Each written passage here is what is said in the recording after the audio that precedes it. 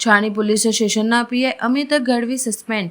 એસએમસીના દરોડા મામલે PI Amit ગઢવીને suspend કરવામાં આવ્યું। દશરથ વિસ્તારમાં 2.5 કરોડના દારૂનું ગોડાઉન પકડવામાં આવ્યું હતું।